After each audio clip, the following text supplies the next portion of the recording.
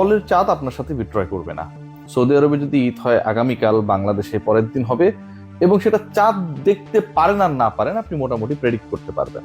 কিন্তু আমিনুল ইসলাম বুলবুলের ক্যারেক্টার কিংবা তার ক্রিকেট বোর্ডে যে কর্মকর্তা কর্মচারীরা রাত দিন সকাল বিকাল পোল্টি মারেন, তাদের চাটাচাটির যে ক্যারেক্টার, সেটা নিয়ে আপনি আসলে কোনো প্রেডিকশন করতে পারবেন না। Aminul Islam Bulbul, the ultimate autocrat of Bangladesh cricket board, তিনি এমন এমন ঘটনা ঘটাচ্ছেন অস্ট্রেলিয়ায় বসে, সেটা আসলে আমার কাছে মনে হয় যে দেখি না যে হামলা হচ্ছে, যুদ্ধ হচ্ছে পার্টিকুলার একটা দেশে, কেউ কেউ ওখানটায় হামলা করছে, তারাও আসলে তাদের ওই অত্যাধুনিক প্রযুক্তি দিয়ে প্রত্যেকের চলন বলন অভ্যাস, তাদের চলাফেরা থেকে শুরু করে এভরিথিং জানে। আমিনুল ইসলাম বুলবুল কি করছে সেটা প্রেডিক্ট করা খুব ডিফিকাল্ট।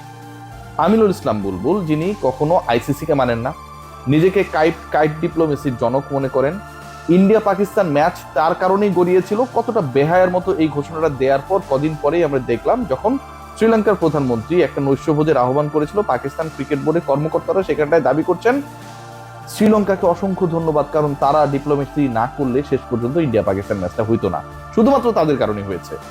বুলবুল যেসব চাপাবাজি করেছিলেন, বাংলাদেশ থেকে কাউকে না জানিয়ে দুবাই হয়ে লাহোরে গিয়ে এবং পরবর্তীতে এসে বিভিন্ন পত্রপত্রিকা এবং তার পোষ্য গণমাধ্যমে যেসব ইন্টারভিউ দিয়েছিলেন, সবকিছু ধূলিসাৎ হয়ে যাওয়ার পর এই ভণ্ডকেই সবাই পছন্দ করে। কেন বলছি ভণ্ড? দেখুন, এই মুহূর্তে মক্কা মদিনায় অবস্থান করছেন বাংলাদেশ ক্রিকেট বোর্ডের মিডিয়া কমিটির চেয়ারম্যান আমজাদ হোসেন।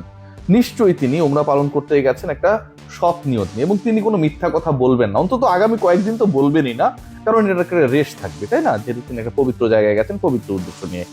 আমজাদ হোসেনকে বাংলাদেশ ক্রিকেট বোর্ড রিলেটেড এবং সবশেষ আমিনুল ইসলাম বুলবুল যে মিডিয়া রিলিজটাকে রিলিজ করেছিলেন, সেই রিলেটেড কোয়েশ্চেন যদি যে কেউ করে, আমজাদ ভাই এক হাতে করার শরীফ আর এক হাত বুকে নিয়ে কি বলতে পারবেন যে তিনি এই ব্যাপারে কোনো কিছু জানতেন? মনে করবেন না বা বলবেন না যে আমজাদ হোসেনের সাথে যোগাযোগ করা যায়নি, কারণ তিনি সেখানটায় ছিলেন, আমরা অনেকেই তার সাথে যোগাযোগ করছি, and is very much available in social media.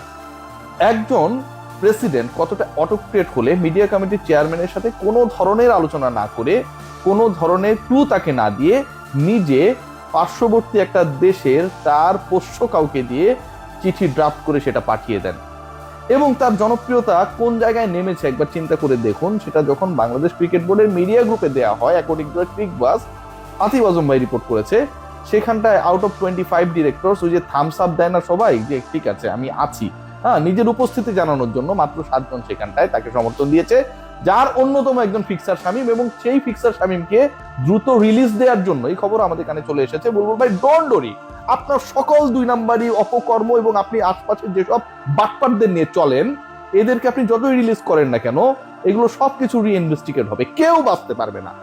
বাংলাদেশের ক্রিকেটের সাথে আপনারা যারা বাটপারি করেছেন, ভন্ডামি করেছেন, আপনারা কেউ বাঁচতে পারবেন না। সেই ফিক্সার শামীম সহ বাকি 6 জন থামস আপ দিয়েছে, একজন অ্যাপ্রিসিয়েট করেছে, তার ব্যাপারে আমি কোনো কিছু বলবো না, সেটা তার আর আমার মধ্যেই থাক। আলোচনা যে জায়গাটায়, যেই পয়েন্টে, সেখানটায় হচ্ছে আমিনুল ইসলাম বুলবুলের বোর্ডের কর্মকর্তারা এবং তার খুব কাছের একজন এই মুহূর্তে নিজেকে ভয়ঙ্কর ভাবে বাংলাদেশ ন্যাশনালিস্ট পার্টি বিএনপির সমর্থক দাবি করে প্রচারণা চালানোর চেষ্টা করছে। এবং ইন্টারেস্টিং পার্টটা কি জানেন? আওয়ামী লীগ সরকার যখন বাংলাদেশে ছিল, তখন তিনি আওয়ামী লীগকে এতটা চেটেছিলেন যে আমার কাছে মনে হয় ওই সময়টায় তার যদি জিহ্বা পরীক্ষা করা হতো ওরকম কোনো মেশিন টেশিন দিয়ে, তাহলে কিছুটা হলেও ওটাতে ক্ষয় পাওয়া যেত। চারটে লাল করে দিয়েছে। সেই সময়টা বাংলাদেশ ক্রিকেট বোর্ডে তিনি একটা পদে চাকরি করেছেন, দীর্ঘ সময় ছিলেন, এবং পরবর্তী সময় আমরা দেখেছিলাম তাকে সেখান থেকে কিক আউট করে বের করে দেওয়া হয়।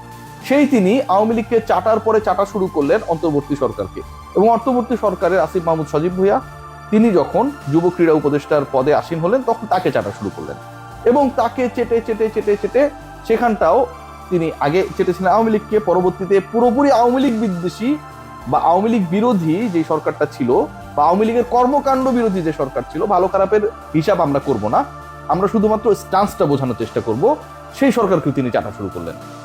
এবং সেই সরকার যখন চলে গেল, সেই সরকারকে চেটে তিনি বোর্ডে বহাল রয়েছেন, সেই সরকার যখন চলে গেল, এখন তিনি বিএনপিকে চাটা শুরু করেছেন। মানে এই চাটা, এই যে এই জিহবা নিয়ে এই লোকটা এইভাবে চাটাচাটি করছেন। বাংলাদেশ ক্রিকেট বোর্ডে একটা সময় তিনি চাকরি করেছিলেন, সেখান থেকে কিক আউট হয়েছেন, গ্যাঞ্জাম হয়েছিল কোচের সাথে, ক্রিকেট অপারেশনসের সাথে, ক্রিকেট বোর্ডের প্রধানের সাথে, আসিফ মাহমুদ সজীব ভুঁইয়াকেও তিনি চাটলেন, সেখানটাও তার সাথে গ্যাঞ্জাম হলো, পরবর্তীতে বাদ পড়ে গেলেন, লাথি খেলেন, তারপর আবার ঢুকলেন, আবার চাটা শুরু করলেন, এখন তিনি বিএনপিকে যাচ্ছেন। এই যে একজন মানুষ এভাবে সব জায়গায় চেটে বেড়ায়, এরকম একজন জিহ্বাওয়ালা মানুষকে বিএনপির কি উচিত তাকে বা তাদের দলকে চাটতে দেয়া? আমিনুল ভাই, বি কেয়ারফুল। কেউ যদি চাপতেও আসে, ও যেন ফ্রেশ জিহ্বা নিয়ে আসে, তাই না? এরকম পয়জনাস জিহ্বা নিয়ে যারা চাপতে আসবে, ভাইরাসে আক্রান্ত হওয়ার চান্স কিন্তু থাকবে। সেই লোক এখন যেটা করছেন সেটা হচ্ছে, তিনি যেভাবে হোক না কেন, আমিনুল ইসলাম বুলবুলের তো এখন আসলে সুযোগ খুব একটা নেই। তিনি যেসব অপকর্ম করেছেন আইসিসিতে, বিসিটিতে, বাংলাদেশ সরকারে, তার ক্রিকেট বোর্ডে, তাকে চাটার কোনো কারণ নেই। সো ওই লোক এখন বিএনপিকে চেটে বাংলাদেশ ক্রিকেট বোর্ডকে কিভাবে তার কন্ট্রোলে আনা যায়। মানে এটা কেন আলোচনা করছি জানেন? যে বুলবুলের বোর্ডের মধ্যেই গ্যাঞ্জাম লেগে গেছে। বুলবুলের বোর্ডের মধ্যে 18 থেকে 19 জন ডাইরেক্টর তার ব্যাপারে সমালোচনা করছে। বুলবুলের ক্রিকেট বোর্ডের ডাইরেক্টররা বলছেন যে আমিনুল ইসলাম বুলবুল অটোক্রেট। বুলবুলের ক্রিকেট বোর্ডের ডাইরেক্টররা বলছেন তারা সাকিব আল হাসানকে কেন্দ্র করে স্ট্যান্ডবাজি করেছে। বুলবুলের ক্রিকেট বোর্ডের ডাইরেক্টররা বলছেন আমিনুল ইসলাম বুলবুল এখানটা এমন একটা সিনারিও ক্রিয়েট করে রেখেছেন যে তারা তাদের কাজ কিভাবে করবেন কিভাবে করবেন না সেই ব্যাপারে ওয়াকিবহাল না। তার বোর্ডের ডাইরেক্টররা বলছেন যে তিনি নিজে পার্শ্ববর্তী দেশে তার অনুগত একজনের দ্বারা মিডিয়া রিলিজ নিয়ে লিখে সেটা পরবর্তীতে পাঠিয়েছেন বাংলাদেশ ক্রিকেট বোর্ডের কাছে, এবং পরবর্তীতে সেটা যুব ক্রীড়া মন্ত্রণালয়ে দেওয়া হয়।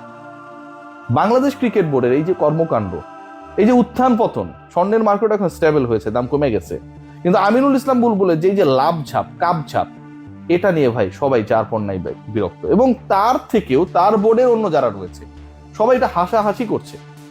মানে থাকে না যে সারাদিন ভাব কামিজের মাধ্যমে রোজা রাখার পরে যখন আমরা ইফতার করার পর একটু মানে ফিল মুডে আসি, মানে একটু ভালো ফিল করার চেষ্টা করি, ঠিক সে সময় একটু সবাই হালকা আলাপ আলোচনা যখন করে, তখন ওই আলোচনার টপিক কি জানেন? ঈদের কোনো নাটক বা ড্রামা না, আলোচনার টপিক হচ্ছে আমিনুল ইসলাম বুলবুল যাদেরকে নিয়ে ক্রিকেট বোর্ড পরিচালনা করছেন, সেই ক্রিকেট বোর্ডের প্রধান হিসেবে আমিনুল ইসলাম বুলবুলের নিজের সার্কাসের প্রধান ক্লাউন হিসেবে তার চরিত্র, এবং তার সাথে যারা রয়েছেন তাদের দৌড়ঝাঁপ যে বাংলাদেশ ক্রিকেট বোর্ডে যেভাবে হোক আমাদের টিকে থাকতে হবে।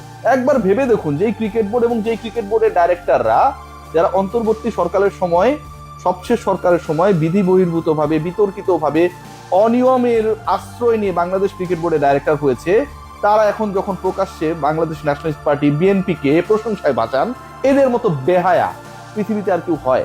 এদের মতো বেহায়া আপনি কোথাও খুঁজে পাবেন না ভাই। এদের মতো ভয়াবহ বেহায়া দুনিয়ার কোথাও খুঁজে পাবেন না। এদের কোনো স্ট্যান্স নাই। আপনারা বলেন না যে রিয়াসাত আজিম তুমি কি, ভাই রিয়াসাত আজিম একটা স্ট্যান্স আছে। আমি সবসময় এই চাটারদের এগেনস্টে, আমি এই বুলবুল গংদের এগেনস্টে, বুলবুল ফারুক গংদের এগেনস্টে, কিন্তু এদের স্ট্যান্সটা কি? এরা কখনো আওয়ামী লীগ, কখনো অন্তর্বর্তী সরকারের আসিফ মাহমুদ সজীব ভুইয়া, এখন তারা বিএনপি হয়ে গেছে। যারা ওই সময়টায় বাংলাদেশ ন্যাশনালিস্ট পার্টির যুব ক্রীড়া বিষয়ক সম্পাদক আমিনুল ইসলাম সেই সময়টা স্পষ্ট বলেছিলেন এই নির্বাচনটা অবৈধ। বিএনপির নেতারা যারা সেই সময়টায় কোনো না কোনো ভাবে ক্রিকেট অর্গানাইজার, ক্রীড়া সংগঠক হিসেবে কাজ করেছেন, রাজনীতি করলে আপনি সংগঠক হতে পারবেন না এরকম তো কোনো কথা নেই, তারা বলেছেন এই নির্বাচনটা অবৈধ। তখন তাদের কথা না শুনে যারা শুধুমাত্র নগদ প্রাপ্তির আশায় বাংলাদেশ ক্রিকেট বোর্ডে চাটার জন্য গিয়েছিলেন, পথ নেওয়ার জন্য গিয়েছিলেন, সেই এখন তারা জিহ্বা বের করে রেডি হয়ে আছেন কিভাবে বিএনপিকে চাটা যায়। এই নির্লজ্জ চাটারদের থেকে বাংলাদেশ ক্রিকেট বোর্ডকে সাবধান থাকতে হবে। তবে তার থেকে বেশি ডেঞ্জারাস আমিনুল ইসলাম বুলবুলকে, কারণ আমিনুল ইসলাম বুলবুলকে তারা চাটছেন না, এবং আমিনুল ইসলাম বুলবুল তিনি আবার নিজেই নিজেকে চাটছেন, বাকি কাউকে কোনো কিছু জানাচ্ছেন না। এই চাটাচাটি কবে যে বন্ধ হবে ক্রিকেট বোর্ডে সেটা আসলে একটা বিশাল ব্যাপার। বাট আমার কাছে মনে হয় এদের টাইম ঘনিয়ে এসেছে।